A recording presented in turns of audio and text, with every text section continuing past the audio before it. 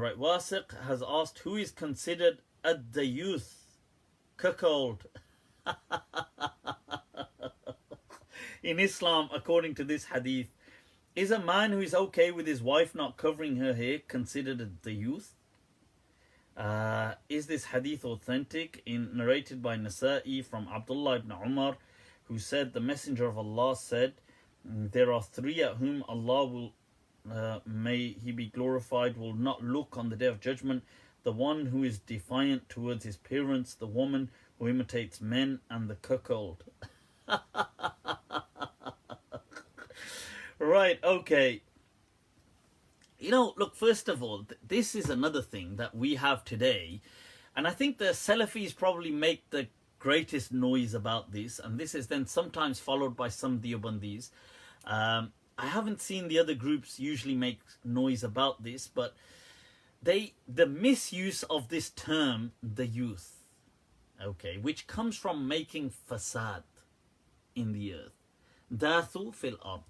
Like, you see the thing, like this, having this kind of creating corruption and stuff like this, and the guy that has become corrupt. So this guy, whoever he is, like hypothetical, some person who becomes so corrupt as in to have no modesty. What was this talking about in some hadith literature? This was talking about things like people, for example, who were prepared to have no modesty in either protecting or in allowing. So, for example, there was things like prostitution going on in the time of the Prophet. These things were happening. These things have happened throughout all societies. You know, it's not that this is a modern phenomenon. This kind of stuff did occur before the Prophet's time, through the Prophet's lifetime, and after the Prophet. Societies have had things like this, like prostitution, stuff like this. So people who didn't care that their own family members were doing things like this, they would be considered people like, oh, look, to that extent, you don't even have that kind of modesty. Not what's happened is this term like Dayyooth has been recreated. So it's been hijacked and then recreated by modern day Puritanists to mean anything that they feel is against controlling women. So, for example, oh, a woman must wear a hijab.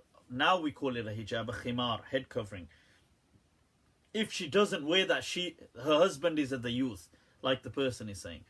What a ridiculous what a stupid... and by the way, Dayyooth is an Arabic term. I'm not saying the word the youth in English. I'm not saying that with an accent like, yo, Dayyooth, the youth, them. You know, I'm not saying that. Dayyooth is one word. Dal, ya, waw, tha. Okay, Dayyooth.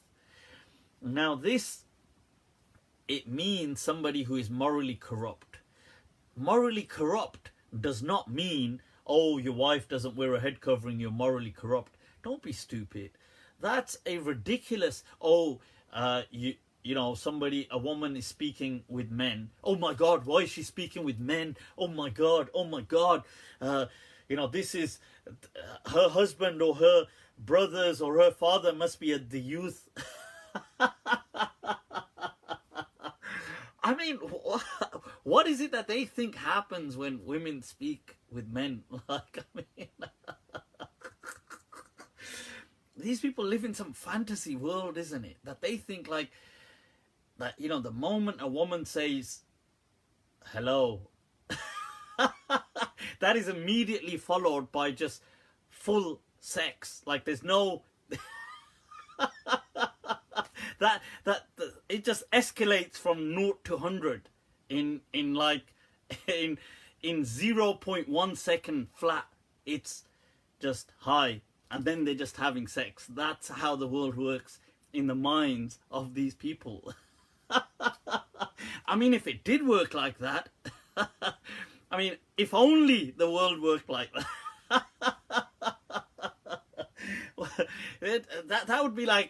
That would be a man's dream come true. That's all he had. Hello, it's done. the, the deal is sealed. Okay, that's it. It's just, I just got to say hi. That's it.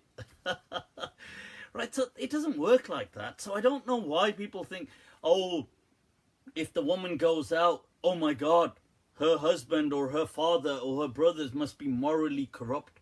Why? Well, you think women didn't go out in the Prophet's time? Prophet never ever called people Dayyooth, ever. He never used this. This has been re-engineered. That's what I'm saying. Look, like, I'll give you an example. There's a hadith in which a person comes to the Prophet and he says that, oh, a woman came like a I suppose like a door-to-door salesman, like that. Like people would sell like that, like peddling. They would go from door to door. So she came, knocked on his door, selling something. And he said to her, look, why don't you come in? You know that one that, oh, that's really fascinating. Why don't you just come in? So she came in and he couldn't help himself. He was like all over her. So he was kissing her and fondling her and stuff like this. And then she went. So he then goes to the Prophet and tells the Prophet. He kind of confesses that, look, okay, you know, I did this. I shouldn't have done this, but I did this. He says that, you know, this woman came and I invited her in and we kissed and fondled and stuff like this. And the Prophet said to him in that hadith, in this particular hadith, I believe this one's in Abu Dawud, the Prophet said to him, well, did you pray Asr Salah? And he says, yeah, I prayed Asr. And the Prophet says, well, that's an atonement. It has washed away what you've done. My point of saying this was the Prophet never said, you, and I bet her father is a Dayyooth, or you know, like, my point is that this was never the style of the Prophet to do these kind of things, to say these kind of things, to accuse people of being morally corrupt. And women were always out. What do you think? Like, women were out in the marketplaces all the time in the Prophet's time as well. It's nothing, you know, this kind of stuff isn't like the hadith of what's his name, of